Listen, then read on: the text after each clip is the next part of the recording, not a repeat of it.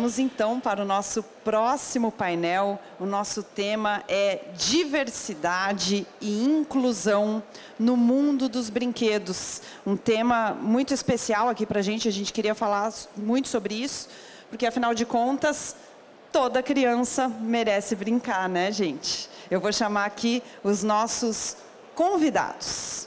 Convido ao palco o Bruno Zanoni, diretor de programação e aquisições da Stena Group e Zumo Kids. Bruno, seja bem-vindo. Muito obrigada pela sua presença. Pode se sentar. Eu vou convidar para voltar ao palco aqui a dupla Henry e Klaus, que vieram aqui fazer a apresentação para a gente. Vão voltar agora para conversar sobre inclusão. Obrigada, gente. Vou convidar também ao palco o Renan Gonçalves, CEO da Maloca Games. Renan, seja muito bem-vindo, muito obrigada pela sua presença. E vou convidar também a Carla Del Ponte, CEO do Mundo Adaptado. Carla, seja muito bem-vinda ao nosso palco. Obrigada por participar aqui da nossa arena. E a gente vai contar de novo com a participação de vocês. Podem fazer perguntas no final, a participação é sempre muito bem-vinda. Bom, para começar, eu queria que cada um de vocês contasse um pouco do trabalho, contasse dos negócios de vocês, quais são os produtos, que é para o pessoal todo da plateia entender direitinho o negócio de cada um. Olá, muito boa tarde. Sou Bruno Zanoni, diretor de programação e aquisição da Stena Group, uma holding brasileira americana, presente no Brasil há 10 anos, e que dentro dos seus canais de TVs por assinatura, nós temos o Zumo Kids.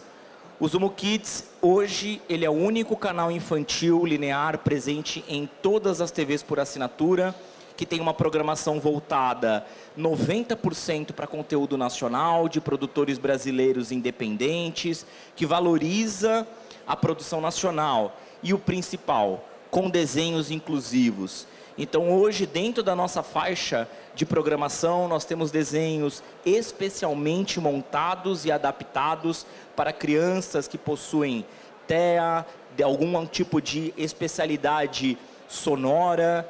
A gente tem desenhos com libras, com audiodescrição. Então, a gente se uniu para poder atender essa demanda muito grande de crianças que até então não conseguiam, de hipótese alguma, ter esse tipo de conteúdo disponível. Então, o Zumu se orgulha muito de ser o único canal de televisão infantil linear que tem a inclusão como sua prioridade. Legal. Renan? Ok, boa tarde, pessoal. Prazer estar aqui. Bom, nós somos a Maloca Games, né? Eu me apresento como nós porque a Maloca não é só o Renan. Eu geralmente apareço, mas somos em muitos. A Maloca Games é uma empresa que ela traz diversidade e inclusão dentro do universo de jogos de tabuleiro. Então, a gente valoriza e dá protagonismo para pessoas que são marginalizadas dentro desse universo. A gente faz o que a gente chama de Afrogames, que são 3 pilares: representatividade, protagonismo e afrocentrismo. Eu sou formado em História também, e o afrocentrismo, ele talvez ao som ele lembre um pouco o eurocentrismo, que é como a gente aprende aprende história dentro da educação. O afrocentrismo não é o inverso, porque o eurocentrismo ele exclui aqueles que são agentes históricos.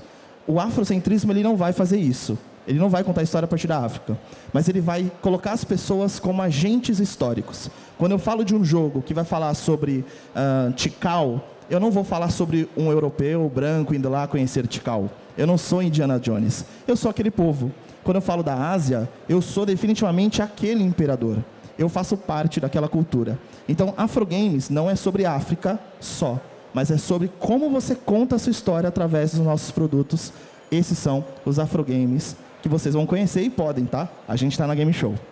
Muito legal. Carla?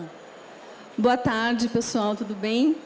Meu nome é Carla Del Ponte. Eu sou CEO da Mundo Adaptado. Também sou mãe do Léo, que é uma criança que nasceu prematura extrema de 5 meses. E ele tem paralisia cerebral e múltiplas deficiências.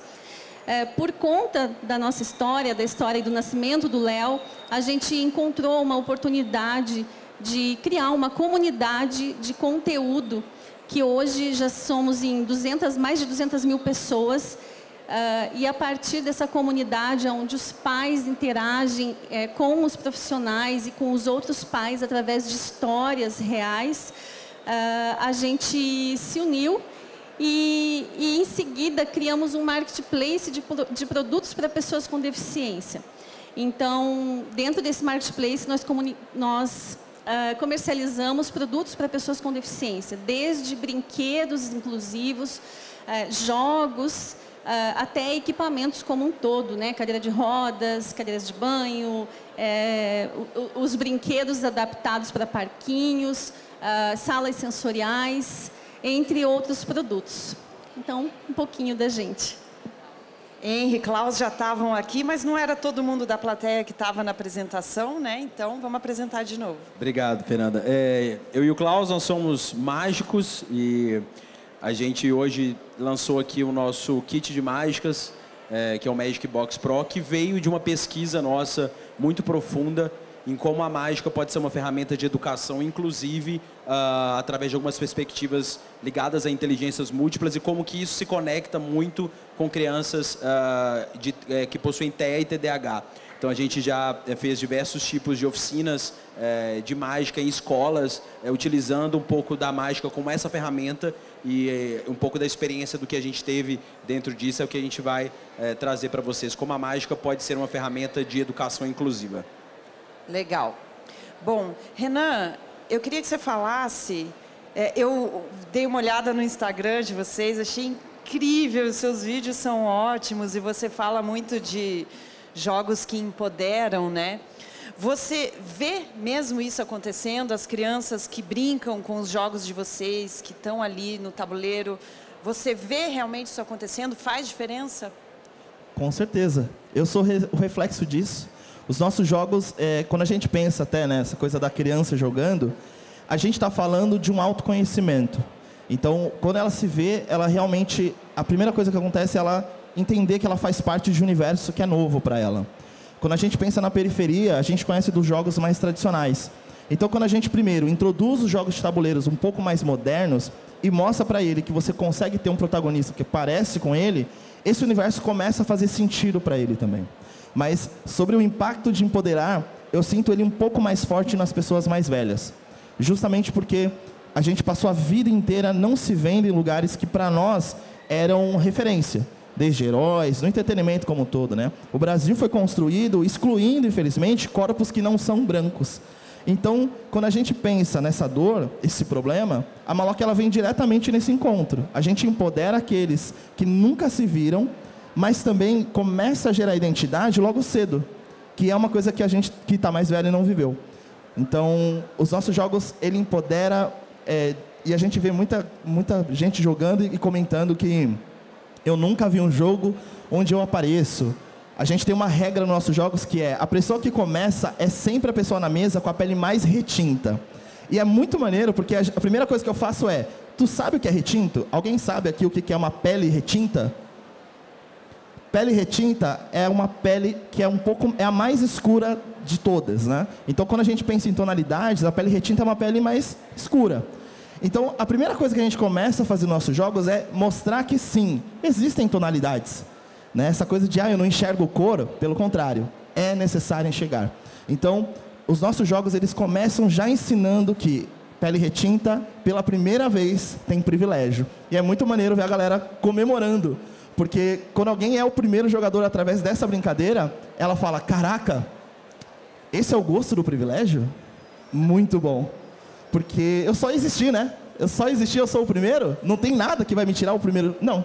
E é muito engraçado que as famílias falam, meu irmão é sempre o primeiro, porque ele é o retinto. Esse é o privilégio dele. E a gente faz isso no jogo. Dá uns exemplos pra gente, Renan, de jogos, para o pessoal entender. Esse daqui, eu trouxe outro, caiu, mas eu não vou pegar. Vou ter que precisar de uma ginástica aqui para fazer, não vou fazer agora. Esse aqui é o Você Lembra. O Você Lembra é um jogo onde o nosso objetivo é basicamente brincar. Então, cada jogador aqui é uma criança de férias e tem uma estética importante aqui. Todas as crianças aqui são representadas como pessoas que não são aquelas que geralmente a gente vê nos estandes de brinquedo representadas. A gente faz questão de fazer isso porque o Brasil ele é diverso. E aqui na nossa capa a gente fez isso. Colocamos pessoas que parecem com a população brasileira, né? A gente não está fazendo nada de inovador. A gente está representando de fato. Então, o nosso objetivo é brincar. Então, você tem bambolê, pular cordas, amarelinha, e é um bingo, definitivamente. E é muito legal porque as crianças aprendem uma coisa que a gente viveu muito, que é essa coisa de brincar com o pé no chão. Eu vivi ainda, né? Pareço novo ou não também. Eu acho que às vezes sou novo, né? Me sinto velho. Mas eu vejo essa importância... Quem trabalha com brinquedo sempre parece jovem, né? Olha só, que bom, hein? Mas é muito bom porque a primeira coisa que esse jogo faz é a conexão entre o pai e o filho, a mãe e o filho e os filhos. Porque é essa relação da memória afetiva, né? Aquela afetividade que você tem com um produto. Um outro que a gente tem é o que a gente chama, muito obrigado, é o Pipas. Esse jogo aqui, os dois, inclusive, saíram pela Pais e Filhos, que é uma das maiores distribuidoras de jogos e brinquedos, aí, em parceria com a Grow e tudo mais. Esse aqui é o Uno da quebrada, definitivamente. É cortar e aparar e gritar hello na cara um do outro. Você vê filho falando, mãe, foi na mão, sinto muito. E o mais legal é que essa interação, ela acontece também trabalhando questões cognitivas, que é o poder do jogo, tá, gente? Os nossos jogos, eles vão trabalhar a temática periférica e vão trazer todos os benefícios que um jogo tem que trazer, como a questão cognitiva, matemática, raciocínio lógico. Então, a gente traz uma coisa que é muito simples, que é a ambientação, lógico, com toda a criatividade que eu vim da periferia tive que ter, que a gente tem que ter toda a criatividade para poder sobreviver cada dia, né? E a gente trouxe isso dentro de caixas. Tá? Então, para nós, esses aqui são os exemplos que eu tenho agora. Mas, mais uma vez, a gente tem jogos que falam sobre axé, a energia dos orixás. A gente tem jogo que fala sobre o Galo da Madrugada, o bloco de carnaval mais famoso do Brasil. A gente costuma olhar os blocos de carnaval de São Paulo aqui.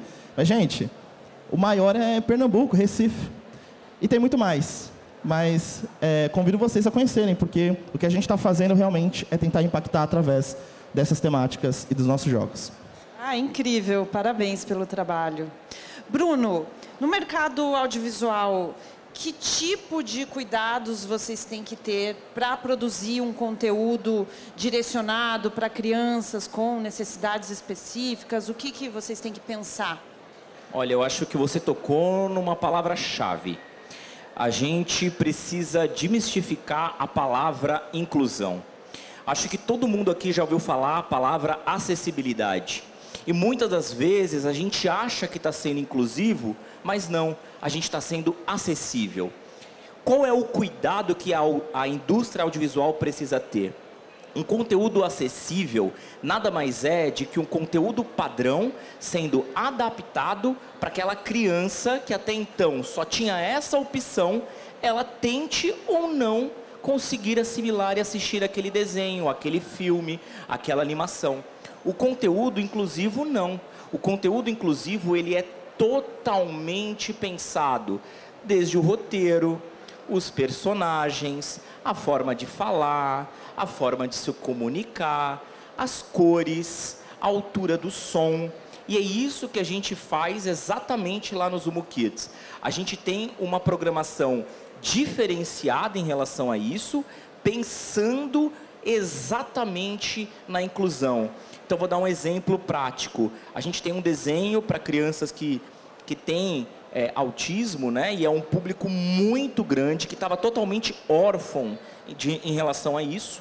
E é um desenho chamado Aunts, que é uma coprodução nossa também com o Zumo Kids. Estamos produzindo uma segunda temporada. E o desenho ele é feito exatamente por um pai de autista, onde o personagem principal é o autista.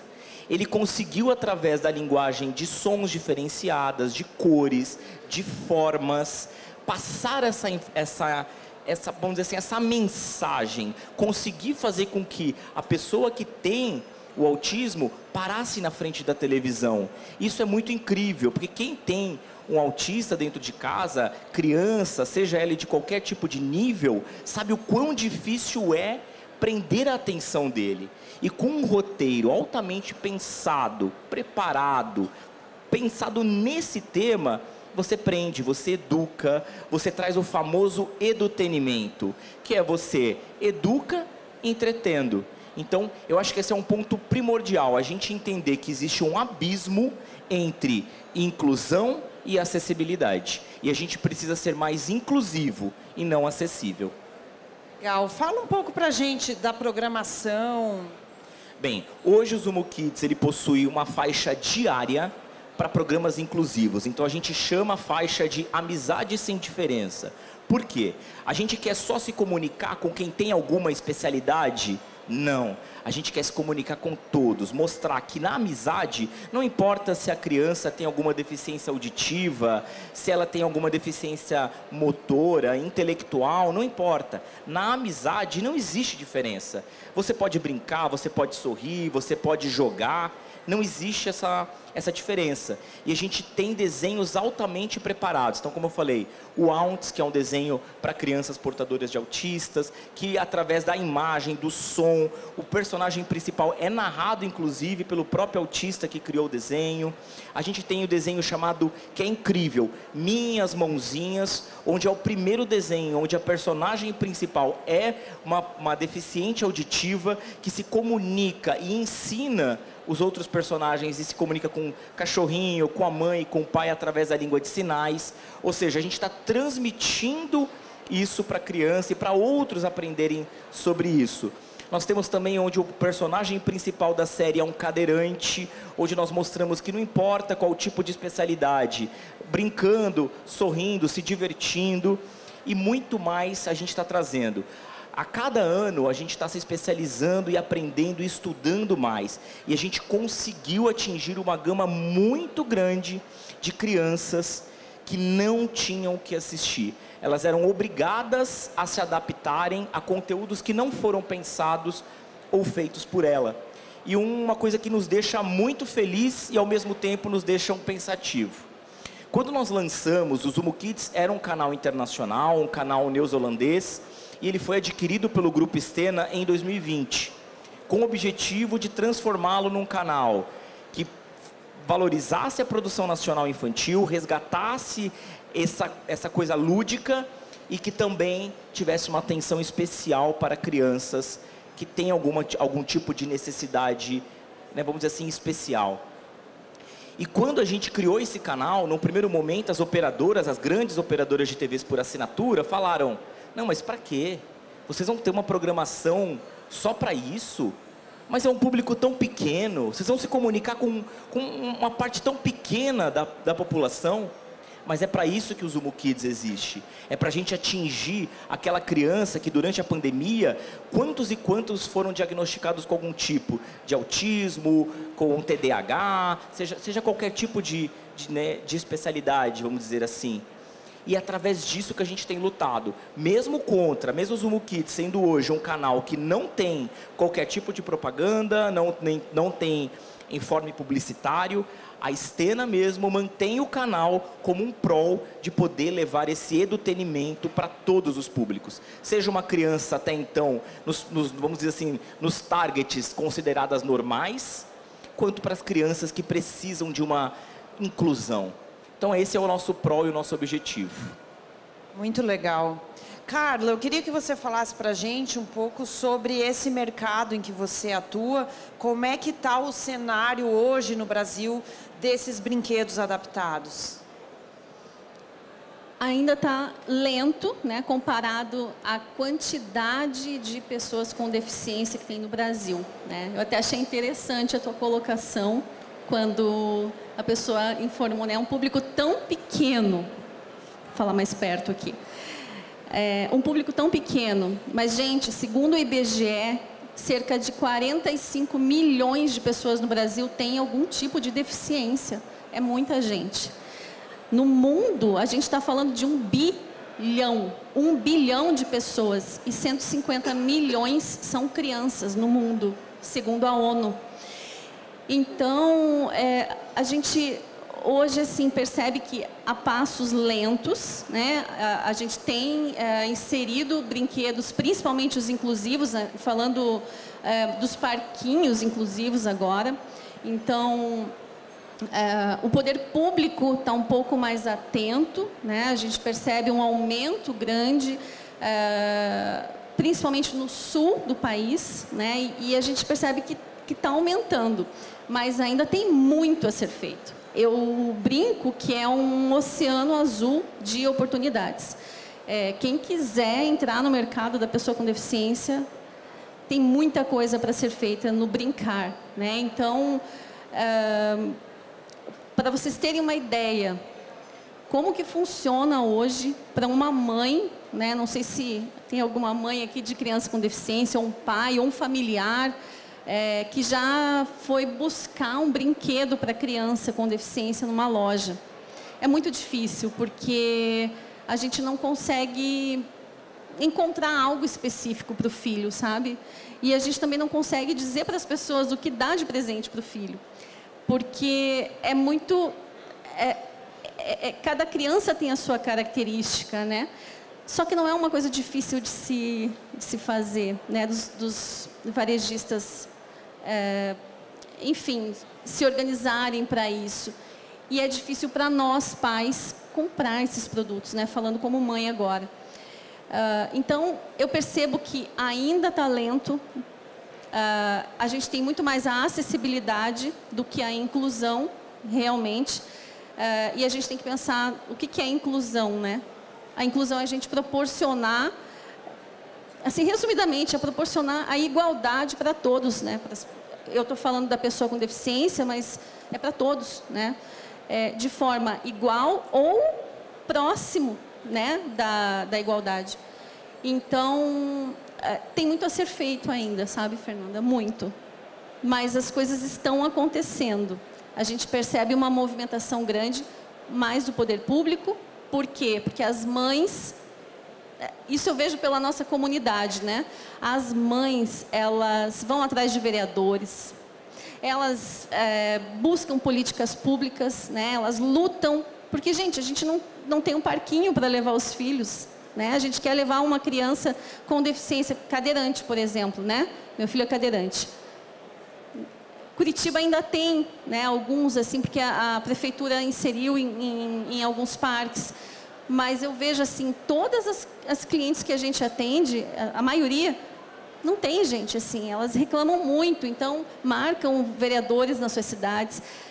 Teve recentemente uma mãe que entrou em contato com a gente que brigou no condomínio com os pais, porque ela queria um brinquedo inclusivo na reforma, e os pais não queriam. E aí eu falei, gente, se quiser que, né, mande, peça para eles entrarem em contato comigo, é lei. Toda criança tem o direito ao lazer, assim como ela tem o direito à saúde, assim como ela tem a educação, e cabe a quem? Quem são os responsáveis por esses direitos? O poder público, a sociedade e os pais, né? Então, cada um tem que fazer a sua parte. É lei. Está no ECA, agora esqueci o... No Estatuto da Criança e do Adolescente. Isso, é lei, né? Além da gente ter também a LBI, que é a Lei Brasileira de Inclusão, lá também a gente reserva o direito das pessoas com deficiência.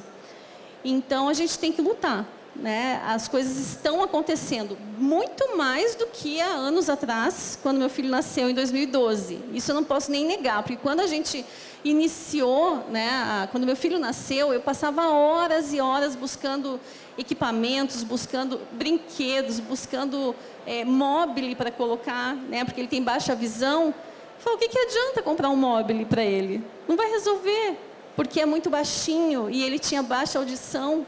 Então eu precisava de um móbile que tocasse alto. Quem é que vai ter um móbile que toca alto? Vai assustar as crianças que não têm deficiência, as crianças neurotípicas.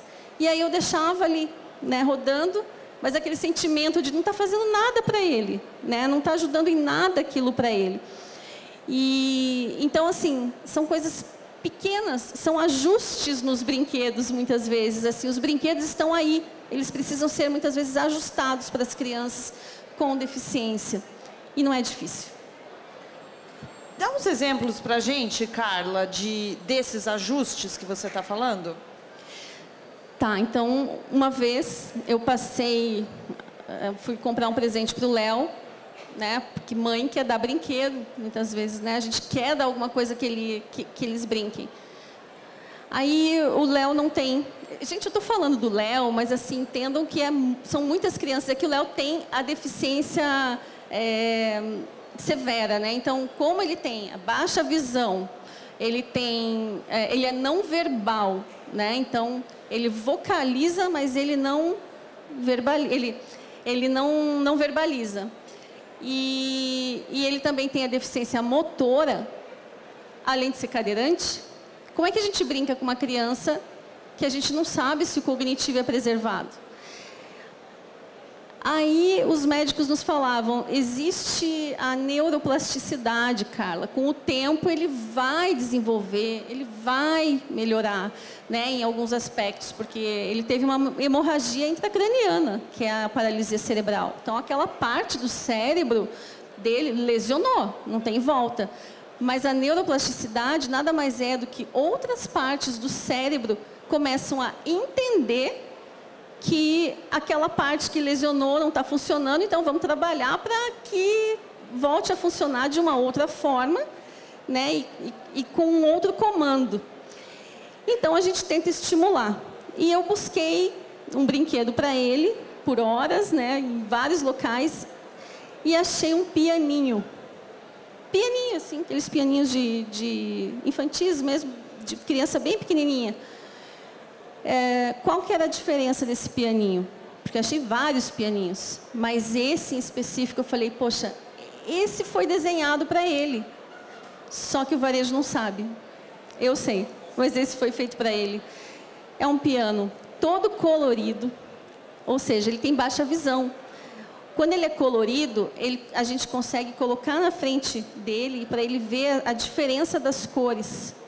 Ele consegue, assim, muito devagar, mas ele consegue acompanhar. Só assim, de perto. Aqui não. A gente coloca ele na cadeira de rodas, põe o pianinho em cima, de repente ele está ali, ele bate com a mão.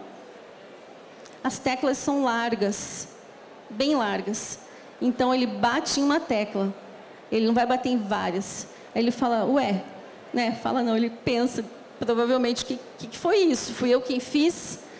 De repente, bate de novo, faz outro barulho. Ou seja, é um estímulo que ele está fazendo sozinho. Ele está brincando sozinho. Isso, para mim, sabe, o varejo, pegar um produto que já existe no mercado e desenhar, escrever as características, as descrições, mostrando o que aquele produto faz para determinadas situações, né? Então, esse é um dos exemplos, tem vários assim, né? Mas é um. Muito bom. Henri, Klaus, eu achei tão interessante vocês mostrando na apresentação. Eu nunca tinha imaginado, assim, na quantidade de atributos, né, que a mágica trabalha. O quanto pode desenvolver uma criança. Por que a mágica pode ser um bom brinquedo para crianças que têm necessidades especiais? A gente descobriu, assim, primeiro que a mágica, um pouco do que a Carla está falando aqui, né? A mágica, ela tem uma característica de ser muito visual, né? Então, a mágica, ela trabalha com alguns princípios, né? Que a gente diz que toda mágica, ela passa por alguns princípios básicos. Uma coisa vai desaparecer, vai se transformar, né? Vai teletransportar. Então, isso já desenvolve nas crianças um olhar diferente para aquilo, né? Ela cria um senso de curiosidade diferenciado ao ver uma coisa que é muito visual, né? E a gente descobriu que a mágica ela dava para a criança um poder diferente, né? Porque você passa a ter um poder que você não tem e que você quer mostrar para o seu colega, né? Então, quando a gente viu essa maneira de enxergar a mágica como uma perspectiva educacional, foi justamente nisso, porque a gente viu que ela conseguia desenvolver o que a gente chama das inteligências múltiplas, né? Porque quando foi um pouco do que a gente falou anteriormente, mas que é o que eu acho muito legal de falar isso, quando você aprende uma mágica, a primeira coisa que você quer é mostrar para alguém, né? Porque você agora tem uma habilidade que você acha diferente de que todo mundo não tinha antes. Eu sei agora transformar uma carta vermelha numa carta azul. E isso é mágico, né? Então, nesse ato da criança mostrar aquilo que ela aprendeu, né, para alguém, ela passa a desenvolver algumas habilidades, né, que Gardner, numa teoria muito moderna da educação, né, chama das inteligências múltiplas, né? Ou seja, que são inteligências que são além do que necessariamente a inteligência de conteúdo, né? Então, principalmente na criança de TEA e TDAH, a gente viu que a mágica, número 1, por ela ser visual, isso ativa um hiperfoco de maneira diferente, ela cria uma relação com o brinquedo que ela não cria com outros brinquedos, porque é muito visual, né? E o segundo ponto é que ela passa a ter um planejamento específico de como que ela vai mostrar aquilo para o outro, né? E ao mostrar isso para o outro, ela passa a desenvolver algumas conversas internas, né? Que a primeira conversa é, se eu vou mostrar isso para alguém, primeiro ponto, eu preciso ensaiar, né? Eu preciso ensaiar isso aqui para que a mágica funcione, né? E isso desenvolve na criança, por exemplo, o senso de disciplina, de planejamento, né? Eu preciso ensaiar várias vezes para que isso fique legal para mostrar para alguém, né? E principalmente na criança com TDAH e TEA, isso cria um senso de planejamento da execução para que aquilo seja melhor apresentado, né? Então, dentro das várias características das inteligências múltiplas, a gente viu que a mágica, ela conseguiria desenvolver isso nas crianças, né? E são várias delas, né? Ela desenvolve, por exemplo, a oratória, né? O senso de qual é a história dessa mágica que eu vou apresentar para o meu coleguinha, né? Então eu estou desenvolvendo uma coisa com a criança que é, olha, você vai apresentar isso para o seu coleguinha. Qual é a história que você vai contar? Como que você vai contar isso para as pessoas, né? Habilidade motora. E habilidade motora, principalmente, né, para criança de TEA e TDAH, é importante ter uma coisa que ela coloca a mão na massa, né? Que ela tira de um lugar, coloca no outro, e que ela vê um pouco do que o Klaus falou aqui agora também, que a gente vê muito, que ela tem micro resultados, né? Então ela viu que ao ela colocar a bolinha numa caixa e ela apertou a bolinha e desapareceu. Opa, foi eu. Né? Um pouco do que agora a Carla trouxe para a gente que é a mais pura verdade, né? É dar à criança o senso de que isso trabalha um pouco da autoestima dela também, né? Porque foi eu que produzi isso. Foi quando eu coloquei a mão, a bolinha desapareceu. Quando eu coloquei a mão, a carta virou de vermelha para branca, né? Então isso desenvolve, né, essas inteligências múltiplas que passam a cada pouquinho na criança, ela confiar mais naquilo que ela pode aprender, né? É muito legal quando a gente fez uma das oficinas que a gente tem, e tinha algumas pedagogas juntos. Então, a primeira coisa é que quando você tinha um efeito que a gente trabalha nessa oficina, que é mostrar um vasinho vazio e aparece uma florzinha. Então, você vê que é uma flor extremamente colorida, chama muita atenção, e antes não tinha nada, aparece uma flor. Então, na hora, a criança foi assim, primeiro ela olha, vê um efeito realmente impossível acontecer. Então, naquele momento, você captou a atenção daquela criança. Depois, você ensina para ela como faz.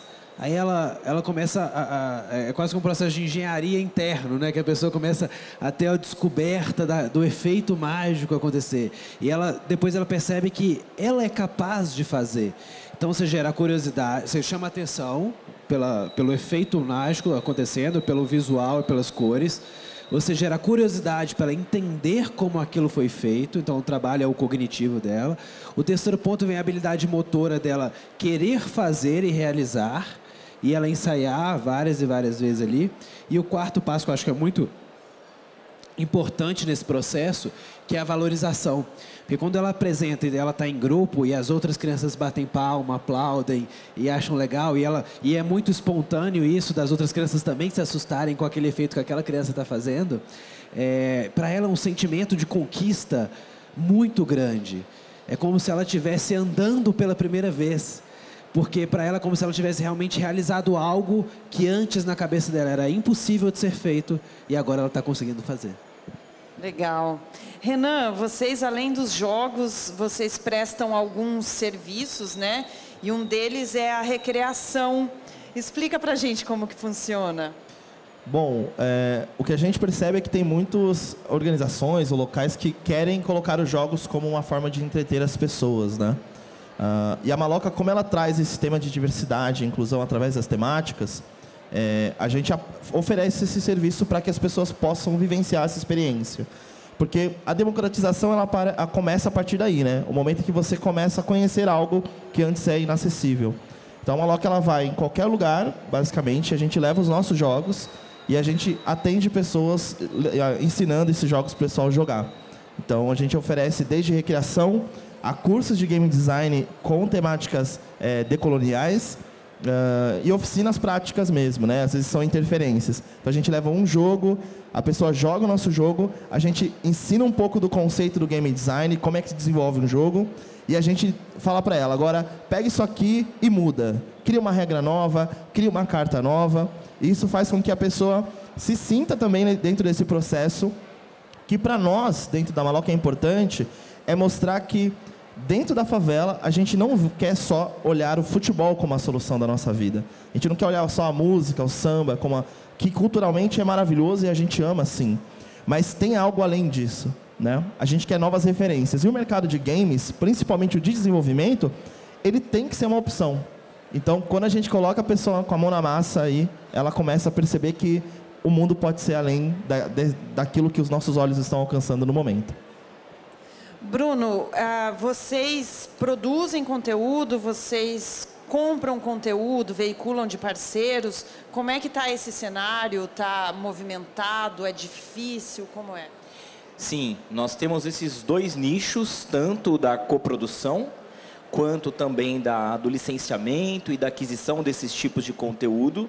E como foi citado anteriormente, graças a Deus, isso está mudando. O mercado começou a abrir os olhos e entender a importância da inclusão, a importância de ter desenhos inclusivos, a importância de ter brinquedos, a importância de ter locais inclusivos.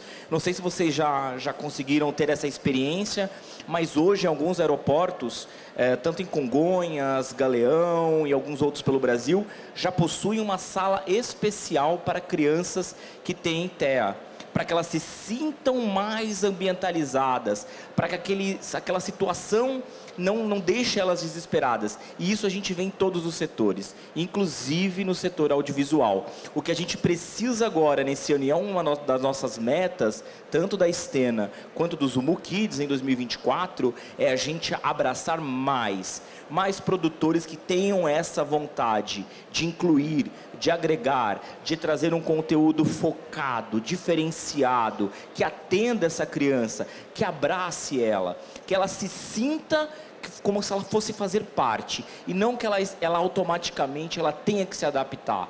Eu acho que esse é uma das grandes dificuldades. Antigamente, a criança ela tinha que se adaptar. Hoje não. Hoje todos os esforços que a gente vai fazer daqui até então é que ela tenha essa inclusão, seja normal, seja uma naturalidade. A gente precisa sair daqui com essa mensagem. A inclusão não tem que ser um nome bonito, não tem que ser uma tag onde você vai colocar para ganhar status, para ganhar posição, mas ela precisa estar dentro da gente. A gente pode fazer um pouquinho a cada dia para tornar a vida do outro e mais inclusivo, que ele tenha mais inclusão. Eu acho que esse é o nosso principal objetivo, mover essa indústria do audiovisual, que até então não pensava, que até então a gente ouvia das grandes operadoras, mas é uma pequena parte da população. Essa pequena parte nem quer consumir esse tipo de conteúdo, que ela vá para o digital, que ela consuma YouTube. E hoje a gente tem uma grande mesmo gama de crianças que migraram do YouTube para frente da televisão de novo. Por quê? Graças a essa programação segura, selecionada, bem pensada, onde nós não entramos em temas polêmicos, onde a gente não tira o lugar do pai na hora de educar, na hora de corrigir, mas pelo contrário, a gente quer entreter e incluir. Eu acho que esse é o principal objetivo nosso. Muito bom. Carla, você trabalha com esses brinquedos grandes, né, de parquinho. Para o varejista, você acha que tem obstáculos para trabalhar com esse tipo de brinquedo? O que você podia dividir aqui com a plateia? Eu acho que tem desafios, na realidade. Obstáculos, assim, eu não vejo dessa forma, porque quando a gente vai inserir um produto novo, né, ou fazer qualquer atividade nova, qualquer inovação, a gente tem que aprender sobre aquilo. E da mesma forma os brinquedos, né? Então, eu acho que é um desafio aprender sobre as deficiências, né? Porque vocês não vão saber sobre todas as deficiências, jamais. Nem eu sei, né? E eu convivo com a deficiência todos os dias, com várias mães. Cada dia eu aprendo um pouquinho, né? A gente, dentro da nossa comunidade, a gente tem mães que escrevem conteúdos e cada dia eu aprendo mais alguma coisa. Novidades, né? Sobre pé torto congênito, sobre mielomeningocele, sobre síndromes. E o que acontece? Qual é a dificuldade hoje, ou o desafio de se ter esses brinquedos, né? Nós, a Mundo Adaptado, não tem um espaço físico, nós somos online e a gente comercializa online. Então, se o varejista quiser mostrar esses brinquedos, talvez seja um desafio ele ter um espaço para isso, porque são brinquedos maiores, são brinquedos de praças, né? Dificilmente tem uma fábrica, que a gente trabalha com diversas fábricas, que tem esses brinquedos em estoque. Mas a gente já ganhou confiança do mercado, porque a gente já vendeu vários. Então, assim, talvez o desafio seja esse. Agora, oportunidades, isso tem de monte, né? Porque, assim, a gente está falando de brinquedos de parquinho. E os brinquedos que os pais gostariam de ter em casa para os filhos, de parquinho, só para a criança brincar, né? Só porque a gente vê, assim, as crianças neurotípicas, né, que não têm deficiência, elas, às vezes, os pais compram um balanço, né? Isso tem de monte no mercado. Mas e para a criança que, de repente, precisa de um balanço com encosto para a cabeça porque ela derruba o pescoço? Isso não tem, é difícil de encontrar. São coisas simples, que às vezes é uma adaptação simples de se colocar. Então, assim, para mim, não tem objeção, não tem dificuldade, tem desafios e tem oportunidades. E bastante, gente, assim, tem muitas. Basta a gente olhar de uma forma diferente para esse mercado, sabe? Porque o público é muito grande. Então, oportunidade tem de monte. Vocês estão sempre citando pedagogas, né? Eu reparei que vocês falam bastante nisso. É importante buscar informação com profissionais especializados. Qual que é a importância disso no trabalho de vocês? Nós somos ilusionistas, né? Então a gente não tem uma formação direta sobre esse tipo de assunto. Então, quando a gente teve que desenvolver todas essas oficinas, desenvolver o kit, etc., é sempre bom a gente ter apoio de profissionais que são dedicados a fazer resultados reais, seja na inclusão, seja com crianças, seja com adolescentes, porque se você não tem auxílio de um profissional especialista na área, vai ser uma coisa mais ou menos, vai ser uma coisa de qualquer jeito, ou vai ser uma coisa que realmente enfiada a goela abaixo dentro de um mercado que a gente sabe que é um mercado extremamente competitivo.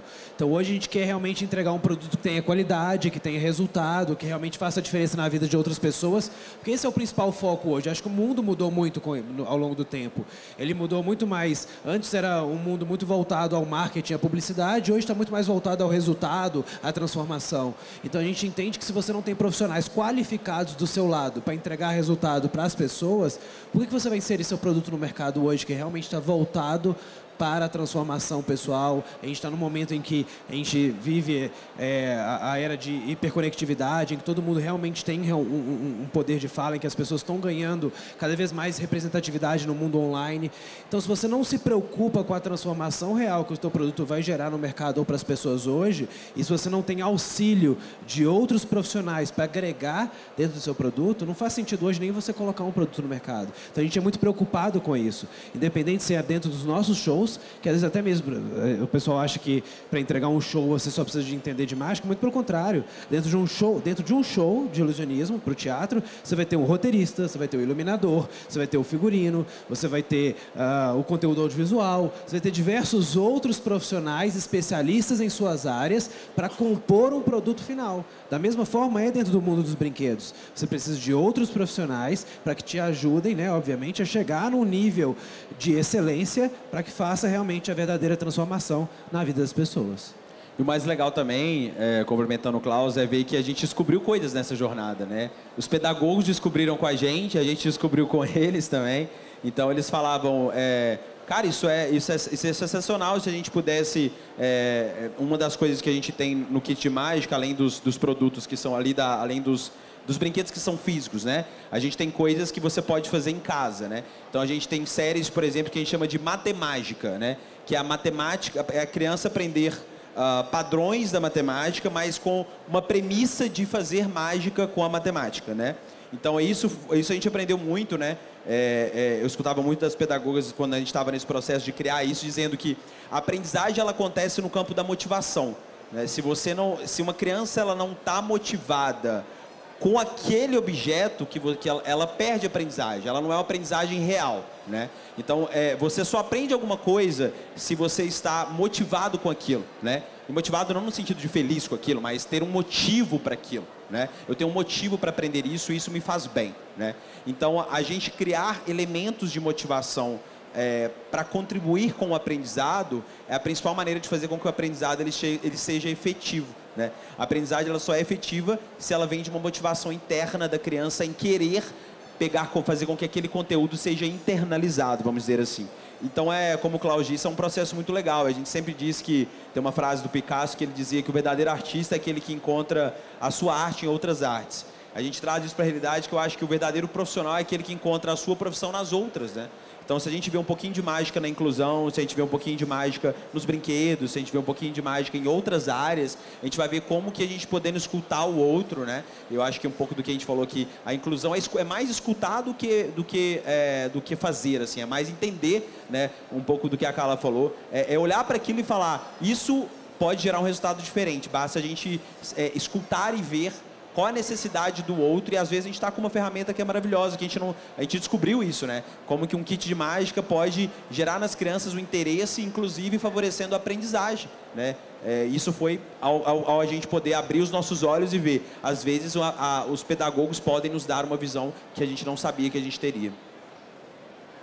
Falando especificamente de estratégias para vender, para divulgar o produto, para fazer o produto chegar no consumidor. Até quero deixar a pergunta aberta aqui para quem quiser responder. Vocês têm que adotar estratégias de marketing diferentes ou não?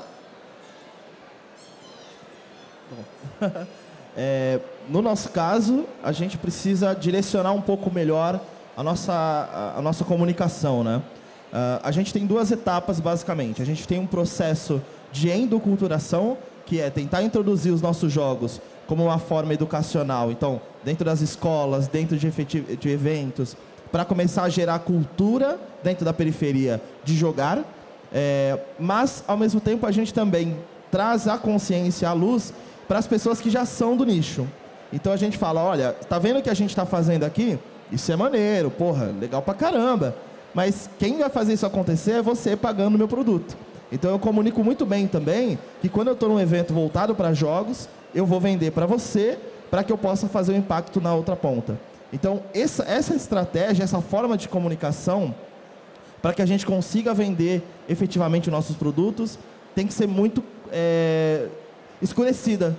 Porque quanto mais a gente se comunicar e mais mostrar o impacto que a gente causa através dessa comunicação, através dessas ações, mais a gente consegue converter. Então, é realmente esse autoconhecimento de que o impacto está acontecendo na ação de compra, né? Essa é a nossa chave principal dentro do marketing hoje. No nosso caso, é muito através da comunidade. A gente tem essa comunidade de blogs, né, que é um pouquinho diferente, assim, não é um blog, é uma plataforma com vários blogs. Então, se a gente tem um determinado produto e a gente quer informar sobre esse produto, até a gente coloca esse produto no marketplace, né? Digamos que um lojista quer vender um determinado produto lá dentro da Mundo Adaptado. A gente vai fazer um marketing desse produto e o nosso marketing é através da nossa comunidade. Dentro dessa comunidade de blogs, qualquer pessoa pode ter um blog lá. Então, quando a pessoa entrar para ler um conteúdo lá dentro, ela vai ter que deixar o e-mail, que é o cadastro, só isso. Então, muitas pessoas falam, mas vocês, né, deixa aberta. Não, a gente fecha porque a gente sabe que quem está lá é porque quer estar lá, quer consumir o conteúdo. O crescimento é um pouquinho mais lento, mas é um crescimento nichado. Então, a gente sabe que essas pessoas, né, se cadastram para estarem lá. E esse conteúdo, ele é disparado por e-mail automaticamente. Então, a gente tem diversos tipos de conteúdos, de produtos, de especialistas que falam, dão dicas, né, ou vídeos, enfim, cada um no seu blog, e a gente divulga esses especialistas também. E os pais que contam histórias, e as histórias são reais, né? Então, assim, é uma comunidade, de fato, de conteúdo. E ali dentro, dentro dessa plataforma, a gente tem em torno de 36 mil famílias, pessoas. Entre 90% são pessoas com pais, né, de crianças com deficiência, adultos e pessoas com deficiência, com autismo também, que escrevem conteúdo lá dentro. E os especialistas, em torno de 10% também, que tem neuropediatra, terapeuta ocupacional, psicopedagoga, fisioterapeuta, médicos como um todo. E a gente, né, a Mundo Adaptado, divulga, né, produtos. Então, por exemplo, hoje eu estou aqui, eu imagino que vocês me encontraram pela comunidade. Porque de verdade, assim, eu não tinha esse acesso aqui a abrir. Então, assim, é um rastro de pólvora, o negócio vai. E aí, um pai vai falando para o outro e assim, vai marcando o Mundo Adaptado. E quando a gente vê, a gente chegou em lugares do mundo que a gente não imagina.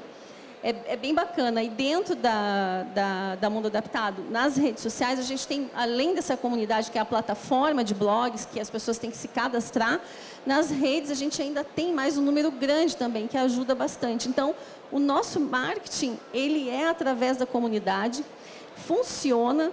E eu vou dizer uma coisa mais interessante ainda. Eu brinco que os pais de crianças com deficiência, e crianças com deficiência, autismo também é uma deficiência, né? Eles gostam, gente, estou falando pelo todo que eu conheço, eles chegam dando carteirada muitas vezes, né? É como assim, vocês sabem com quem você está falando, mais ou menos? Sabe quanto eu sofri? Sabe quanto tempo eu fiquei numa UTI com meu filho? E eu escuto, né, pacientemente, falo, sei. E é interessante, eu acho que a gente conquistou isso na comunidade por conta do Léo, por conta da história do Léo, porque eu escuto, né, a carteirada muitas vezes, e eu falo, tudo bem, não tem problema, eu também tenho filho com deficiência, que eu não costumo ficar falando isso para todos, né, mas assim, quando eu preciso, eu também tenho um filho com deficiência, eu entendo você, meu filho tem paralisia cerebral, esse menininho da foto, muda completamente, assim, por quê? Porque a gente tem a mesma vivência, né, e eu entendo que as pessoas muitas vezes têm medo de abordar a gente, né? Medo de perguntar. E aí eu quero até deixar uma mensagem para vocês, gente. A gente não se ofende quando vocês quiserem saber o que aconteceu com a criança, né? O que ele tem. Enfim, a gente não se ofende. A melhor coisa é perguntar e conversar e se interessar. Porque, de fato, tem uma barreira, e a gente conseguiu quebrar essa barreira justamente por conta da história do Léo, né? A gente ficou 5 meses na UTI, ele ficou 3 meses entre a vida e a morte, foi muito grave mesmo. E aí, assim, todas as deficiências que ele teve, né, com o tempo. Então, eu atendo muitas pessoas, eu gosto de atender o cliente, né? Então, eu atendo muitas pessoas, muitos pais que chegam dando carteirada e quando eles percebem que o meu filho tem muito mais dificuldade que o deles, muda totalmente. E eu sei que existem outras crianças que têm muito mais dificuldade que o Léo também. Então, isso funciona para nós, né? A comunidade como um todo, assim, desde o começo. E cada vez cresce mais. Todos os dias a comunidade vem crescendo. Eu vou abrir para perguntas da plateia. Quem quiser fazer alguma pergunta, é só levantar a mão. A gente vai levar o microfone para vocês. Já tem uma pergunta aqui na frente. Aqui. Já vai chegar aqui. Oi. Carla, vou fazer a pergunta para você. Você contou a história do pianinho, né? Do seu filho, que você procurou bastante. E aí, então, você achou que era uma coisa que era perfeita para ele. E que, de repente, a empresa que fez aquilo poderia identificar ou na caixa ou mesmo vender aquilo de uma forma que ficasse mais fácil de você ou qualquer outra mãe que precisasse achar. Então, a minha pergunta é para você como mãe. Numa loja de brinquedos, varejo mesmo, o que seria uma loja que você imaginaria como uma loja inclusiva? Que tipo de coisas você daria como conselho mesmo para quem está do outro lado conseguir chegar naquilo que seria um mundo ideal mesmo para todo mundo, né? Vocês têm tempo? Na verdade, assim, gente, não tem um mundo ideal, né? Eu acho que quando a gente começar... Eu fiquei pensando muito sobre essa pergunta que você me fez antes de vir para cá, porque eu estava esperando por ela. Não tem um mundo ideal. E vou falar uma história rapidinha aqui. Teve um determinado momento que eu fui comprar um carrinho, uma cadeirinha, um carrinho para o meu filho, nos Estados Unidos. Eu tinha umas milhas, peguei essas milhas, em 3 dias eu fui, voltei com o carrinho nas costas e trouxe. Porque não tinha aqui, eu queria aquele carrinho. Eu falei, já que eu estou aqui, eu vou procurar lojas que tenham brinquedos para crianças com deficiência. E eu achei uma em Miami. Eu entrei dentro da loja, não tinha nada de diferente. Era tudo o que a gente estava acostumado aqui. A diferença era que tinha um espaço onde eles informavam que ali tinha produtos... Como é que eu vou explicar isso? Assim, produtos não é nem de inclusão, é produtos mais... que tinham um descritivo melhor. Né? Então, por exemplo, esse produto ele tem todas essas características aqui, geralmente ajuda crianças com autismo. Né? Esse joguinho ajuda a criança que não sabe, que não gosta de tomar banho, e ela vai aprender, né? Porque tem muitas crianças com autismo que não gostam de tomar banho. Né? E aí, aquele joguinho, a criança vai brincar com aquilo e vai aprender a tomar banho, vai querer tomar banho por ela mesma. Então... Aí eu trouxe um outro pianinho, que nem sei se é um pianinho aquilo, mas é um brinquedinho também de tocar, que ele levanta umas estrelinhas. Então tinha um espaço. Só que a loja inteira era muito parecida com as nossas lojas aqui, mas tinha um espaço ali acolhedor para as pessoas, para as crianças com deficiência. E aí o que acontece? Eu entrei e fui direto naquele espaço. Olhei, né? Fiquei pensando, já vi alguns brinquedos ali, e a dona da loja veio até mim. Então eu acho assim, gente, olhando para um cenário assim do lojista, eu acho que um espaço com alguns bringquedos que a gente acha, por exemplo, as massinhas, os brinquedos sensoriais, os jogos, né? Algum brinquedo que ele proporcione algum desenvolvimento para... Todos proporcionam, né? Mas assim, mais voltado à criança com deficiência ou algum tipo de deficiência. Aquele espaço. E aí, de alguma forma, vocês mostrarem que aquele espaço é um espaço voltado à criança com deficiência. Independente se... estiver faltando brinquedo. Não, a loja inteira tem outros brinquedos, mas quando a pessoa estiver ali, vocês vão conseguir identificar e dar uma atenção para ela diferente. Que tipo de deficiência, né? Para que tipo de deficiência você está procurando um brinquedo? A pessoa já vai se abrir, entende? Então, assim, eu me coloquei no lugar de vocês e me coloquei como mãe, como que eu gostaria. Porque, gente, eu fico horas ali. Se uma pessoa viesse para mim e falasse, mas qual deficiência tem teu filho? Olha, ele tem isso é muito difícil. Meu sonho é ter eu até não sei se vocês têm, mas é ter um desenho que passe bem devagarzinho, assim, bem devagar, que ele possa assistir, sabe? Porque quando os desenhos são rápidos, ele se perde. Então, alguma coisa que vocês, de repente, interpretem naquele canto. Quando a pessoa estiver ali, vocês vão saber que aquela pessoa ali é uma mãe, é uma madrinha, é uma tia, é uma avó, buscando um produto para criança com deficiência. e vocês vão conseguir trabalhar aquilo e vão conseguir aprender sobre aquela deficiência também e o que aquela criança precisa. Aí a mãe vai falar, eu preciso disso, eu queria um brinquedo que ele pudesse se desenvolver assim e assim. Você pode lembrar de um brinquedo que está lá do outro lado da loja, mas você já vai saber e já vai entender a situação daquela pessoa, entende? Eu acho que isso é um ponto que dá para ser feito. Ganhou uma super consultoria. Mais alguma pergunta aqui?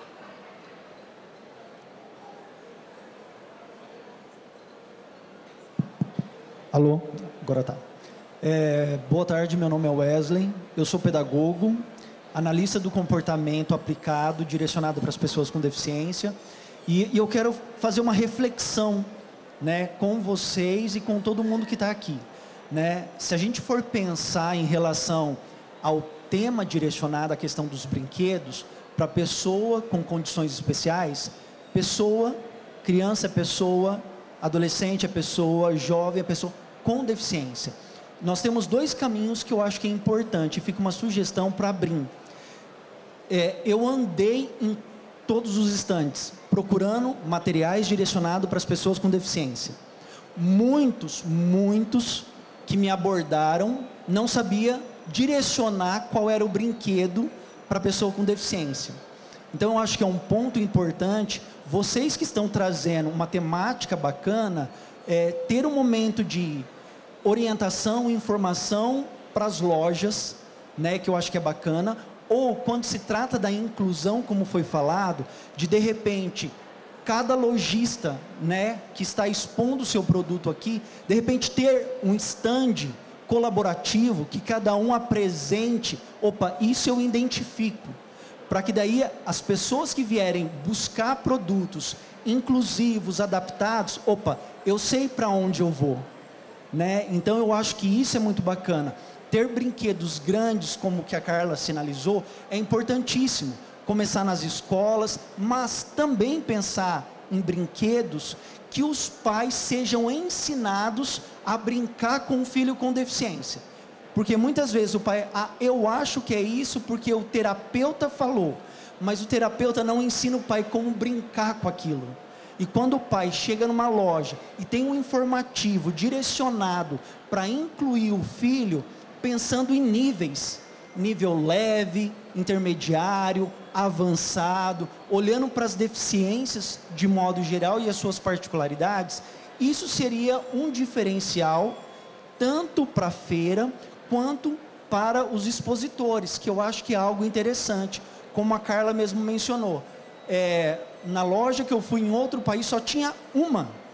Então isso mostra o quanto é difícil da gente encontrar uma loja, e não vai encontrar uma, mas aqui a gente pode encontrar vários materiais que, se bem centralizado, facilita para esses pais e para outros revendedores direcionar para esse público que é grande, mas que não tem um acesso rápido à informação.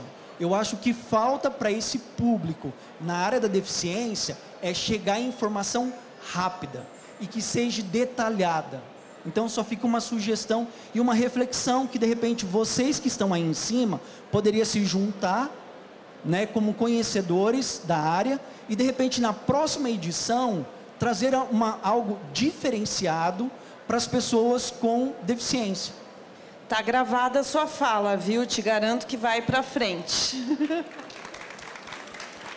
Alguém quer complementar o que ele disse? Alguma observação? Eu acho que essa visão, ela parte até um pouco do que a Carla comentou, sobre essa coisa de alguém ir lá e perguntar do preparo que tem que ter de quem está atendendo, né? O conhecer o seu produto. Eu costumo dizer que ninguém vende maloca como eu, porque eu conheço de cabo a rabo tudo que a gente faz, os intuitos.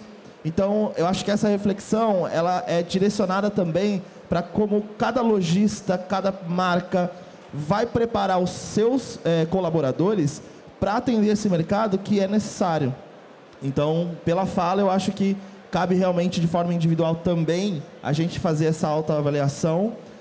Como é que eu estou preparando ou eu estou gerando um conteúdo que tenha essa intencionalidade, né? Então, com certeza, está gravado, vamos fazer alguma coisa aí, ficou a prova. Muito bom, obrigada pela participação. Quem mais quer perguntar? Aqui no canto. Oi, tudo bem? Meu nome é Coral, eu sou designer de produto. Queria agradecer primeiro a conversa, foi muito rica. Eu vi que a conversa de vocês foi bem focada no público infantil, né, adolescente, jovem. E eu queria lembrar também que mais de 10% da população do Brasil hoje é idosa, mais de 60%. E eles também, como as crianças, né, precisam desenvolver o cognitivo, o oratório, essa sensação de pertencimento. Então, eu queria perguntar se esse público mais de 60 está no radar de vocês e se hoje vocês veem o universo dos brinquedos como algo exclusivamente infantil e se não, tudo bem também, é só para a gente abrir uma discussão. Quem quer começar? Eu posso falar um pouco da mágica, assim, né? Que a mágica, ela tem essa característica de conectar com a criança e com o adulto de 80 anos, que a gente costuma, como a gente costuma brincar, a criança de 80 anos, desculpa. Então, isso sim está no nosso radar. A gente tem vários pedidos de pessoas que falam, eu queria comprar para fazer com meu neto, queria comprar para poder a gente fazer numa brincadeira de casa e tal. Então, isso até na linguagem do que a gente está propondo dos produtos, ele já foi desenhado para que seja um kit de mágica para criança de 6 e para criança de 85, né? Então, acho que isso é um pouco do que está na nossa visão, né, Klaus? Sem dúvidas, o principal canal hoje de oferecimento dos nossos produtos são dentro dos nossos shows. E a busca pelo show, ele é bem ampla. Então, a gente tem casal de idosos, a gente tem família, a gente tem casal jovem. Enfim, a gente passa por todas as idades, como a gente mostrou na apresentação anterior. E acaba tendo essa busca, sim, pelos kits, pelas mágicas ou pelos outros produtos separados que a gente tem dentro da nossa loja dos shows que a gente faz. Então, existe, sim, dentro do nosso roadmap, o público 60 mais, vamos dizer assim, que é óbvio, eles consomem, eles estão ali buscando interações, mas eu acho que o que vale principalmente é a missão do jogo, é a missão do conceito, do produto em si. Quando falou até sobre marketing e sobre comercialização, acho que se você não tem uma missão, um propósito muito bem definido naquilo que você está desenvolvendo, ele não vai ser muito bom nem para uma área nem para outra, então acaba perdendo um pouco o foco. No nosso caso, é a integração familiar. E o que é a família para você? O que é a integração familiar? É o pai, é o avô, é o tio, é a criança, é o adulto, enfim. É a integração familiar realmente, independente da idade. Óbvio que a gente tem que colocar uma faixa etária, né, por questões de regras, leis, etc. Mas a gente entende que ele também funciona para criança ou adulto. Bom, gente, no caso dos brinquedos inclusivos, os idosos amam. Eles amam. Tem o skate inclusivo, né? Que ele é um skate mesmo. Ele tem como se fosse um colete. Eles adoram. Então, assim, olhando isso hoje, até para os idosos, eu até trouxe um videozinho curtinho, que depois não sei se dá para mostrar, acho que deve ter uns 30 segundos, dos brinquedos. Dá sim. Bem caseirinho, tá? Acho que se eu não me engano, é eu e meu filho, ou meu marido e meu filho. Vamos colocar para vocês o vídeo, olharem Carla, como funciona. Aí o pessoal pode... Tá pronto já? Ó, esse pequenininho ali, tá um pouquinho embaçadinho, mas esse pequenininho ali é o meu filho que está no carrinho. E olha as crianças brincando juntas, né? Que demonstra a inclusão. E aí tinha uma psicóloga nesse dia no parquinho, foi lá no passeio público, viu, Fernanda? E a gente chegou, essa psicóloga começou a fazer brincadeirinha e contar história e as crianças ali todas juntas brincando, porque no começo quando elas viram abrindo assim a cadeirinha para o Léo entrar, a gaiolinha ali, né, que a gente chama, elas ficaram meio assustadas, assim, né, como é que essa criança vai brincar? E aí ela começou a contar historinhas, tal, quando a gente viu, estavam todos integrados ali, sabe? Então, ali, no espaço onde está o Léo, cabe uma criança, um adolescente e um idoso, e eles amam, sabe? Eles amam. Todos os brinquedos inclusivos também são para adultos. É bem bacana. Que legal. Sobre esse ponto, os nossos jogos eles variam de 5 anos a 100 anos, mas tem estratégias específicas que a gente constrói. A gente oferece oficinas, por exemplo, onde a gente constrói uma mancala, e aí a gente constrói uma mancala da diversidade, onde a gente usa as bandeiras LGBTQIAPN+, e a gente oferece isso para um público 60+, de SESC, SENACs, justamente porque a gente vai abordar os jogos e o desenvolvimento dele, a criação, criatividade, dentro desse contexto, né? Então, essa é uma preocupação real e existente. É claro que a gente, quando pensa em mercado, a gente entende aonde a gente tem que olhar para que a gente tenha venda e tudo mais, mas essas ações, elas acontecem permeando tudo que a gente está construindo, com certeza. Mais alguma pergunta? Ali.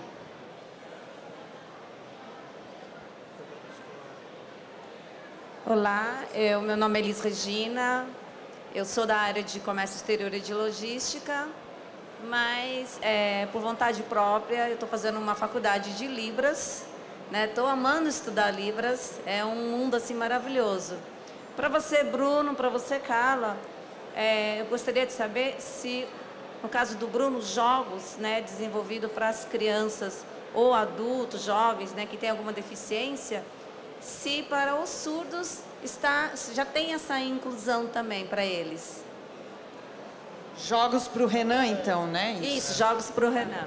Não, tudo bem. Eu confundi, desculpa, eu confundi ali o Bruno. Para mim foi uma honra, eu adorei. Bom, vamos lá. Produção em qualquer coisa em Libras é definitivamente algo que, para uma empresa periférica marginalizada, é quase impossível. Porque o custo de qualquer coisa, e aí eu acho que o que a gente está falando no geral vamos trazer tema inclusivo, vamos fazer coisas acessíveis, o custo vai lá para as alturas e inviabiliza a parada. E aí a gente fala que quem tem o poder de investir nessas coisas não vai fazer, porque aí é perder margem de lucro, né? E a gente sabe como o mercado funciona e ele pensa. O que a gente tem? Planos, né? Então, no futuro, sim, a gente já cotou parceiros. A gente tem, por exemplo, a Mostarda, que é uma editora de livros, que já tem livros lindos e maravilhosos sobre personalidades negras e outras também, que é totalmente em braille. Então, hoje a gente ainda não conseguiu construir algo, por exemplo, que faz com que a gente entregue nesse ritmo que a gente gostaria. Mas está no futuro, está no plano, né? Porque a gente entende a necessidade. A Carol, que é uma das fundadoras, ela é apaixonada por Libras, inclusive deve estar com um pouquinho de inveja de você agora, ela está ali no fundo, ali. E a gente tem o Lucas, que é o nosso Van Gogh preto, que é o nosso artista.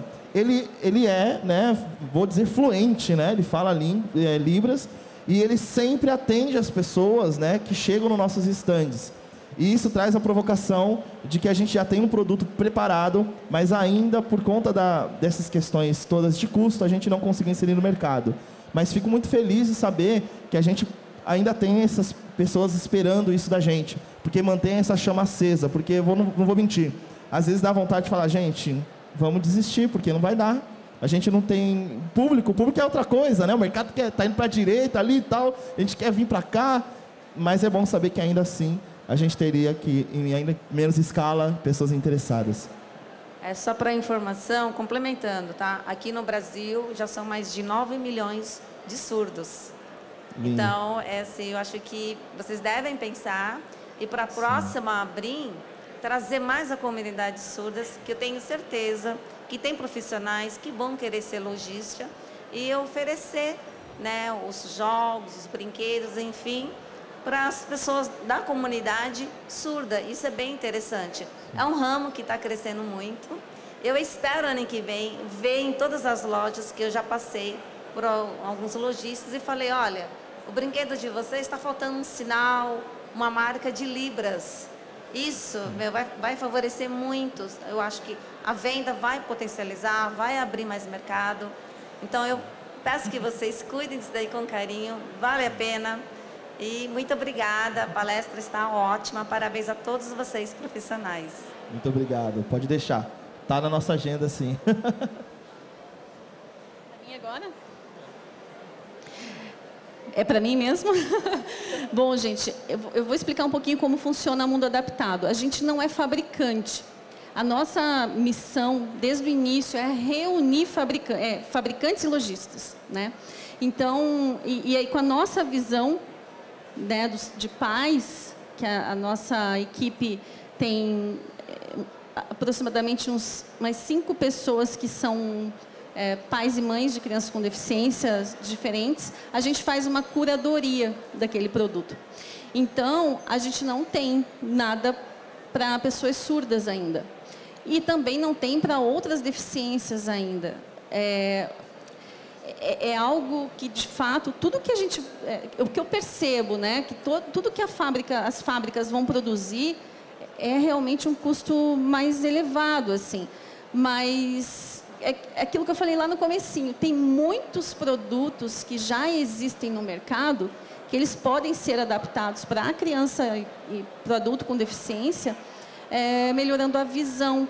Então, o que eu sempre falo para os fornecedores que colocam os seus produtos lá no nosso marketplace é que a gente disponibiliza a nossa comunidade para ajudar nesse sentido, se tiver que fazer uma pesquisa, porque muitas pessoas não sabem aonde buscar informações. Então, como é que eu vou fazer um produto se eu não conheço esse público? Aonde que eu busco esse público? A gente conhece, a gente tem. E se a gente não tem, a gente sabe como buscar.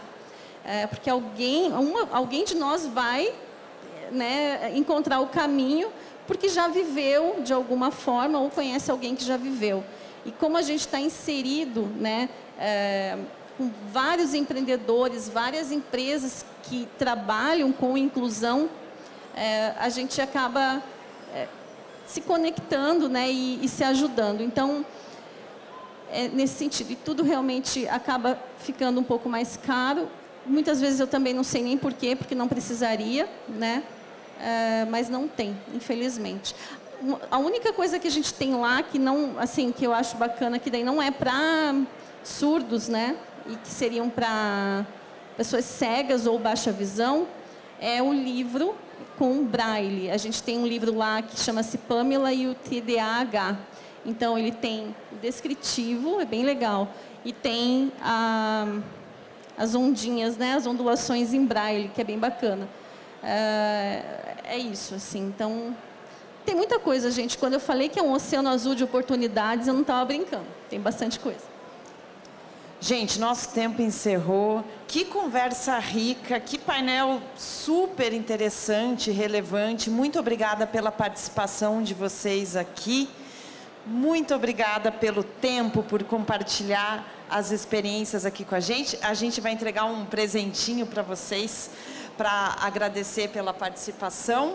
Eu peço aplausos para os nossos convidados. Muito bom, gente. A gente encerra assim, então, a programação do dia aqui na Abrim Talks. Esperamos vocês amanhã com um conteúdo super bacana a partir do meio-dia. E a feira continua ainda hoje. Boa noite para vocês. Obrigada. Até amanhã.